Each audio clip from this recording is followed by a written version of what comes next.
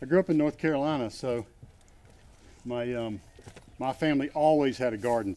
I can remember eating my first garden-grown tomato out in the garden with my mom and my grandfather. And I remember just they cut it open in the field and we had a slice, and it was just, I'm a big fan of tomatoes. It was just heaven. And then my first job as a teenager, I was 12, and I wanted a motorcycle. I wanted a dirt bike. And I asked my parents, "Can you guys buy me a dirt bike?"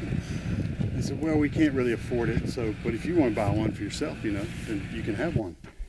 And they thought that would be the end of the conversation. And we had a friend that had a farm, a tobacco farm, and so they hired me. Back then, they paid me $2.50 an hour. This was in 70, 76, 74. And I worked all summer, and the way that industry works is you don't get paid until the farmer sells his product at the end of the season.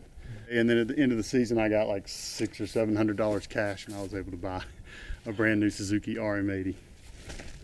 So those are some of my earliest memories.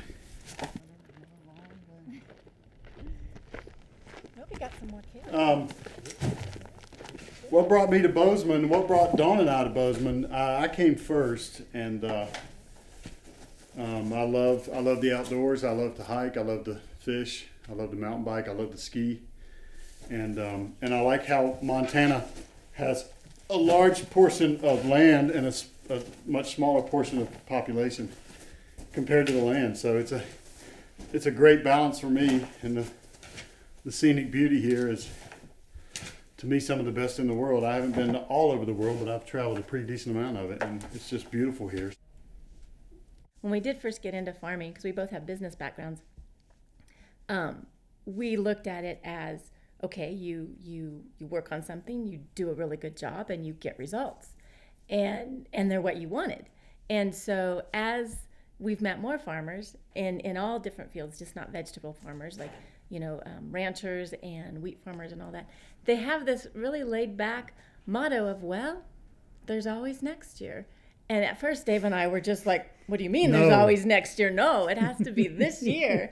And so now what's funny is we've morphed, and we're like, well, there's always next year. And so we kind of, yeah, and the lessons, you have to be able to shift and move and be fluid. Most farms, organic or conventional, nowadays most small farms, one person works another job off the farm so they can pay the bills, they can make ends meet. And we're no different than that. We're doing better. If we're successful, she may not work a couple years from now. But she actually likes the balance of the corporate job and the office away from the farm, and then coming home to the farm. She and I are different in a lot of ways, and I love this because this is my office, and I love this environment.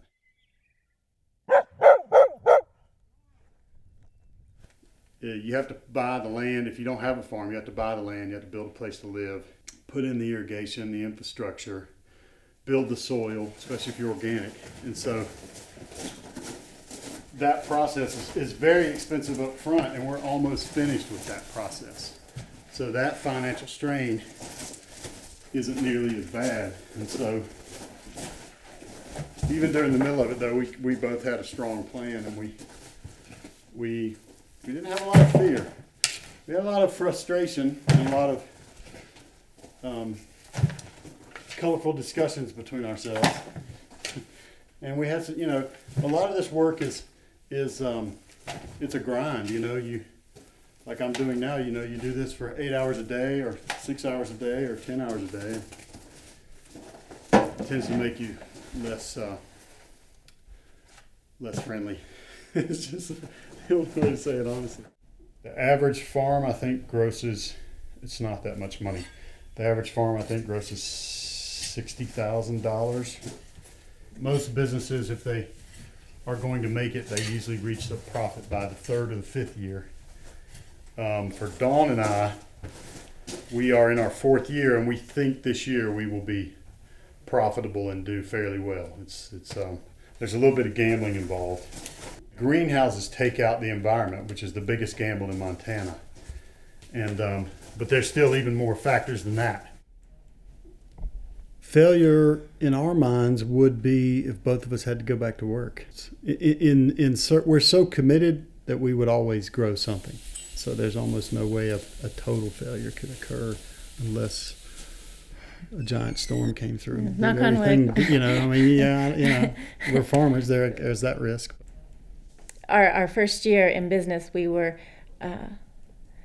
blessed with getting the 4% day from the co-op. One of the things that you need to do is you need to be there most of the day and have samples or at least meet and greet the people, which for Dave and I is the most fun. We usually never get to do that. Yeah. We just deliver our tomatoes and then the customers come and buy them and we don't get to interact with each individual customer. Delivering vegetables and the look on people's faces is amazing. Yeah, it's great. It's amazing. It's beautiful.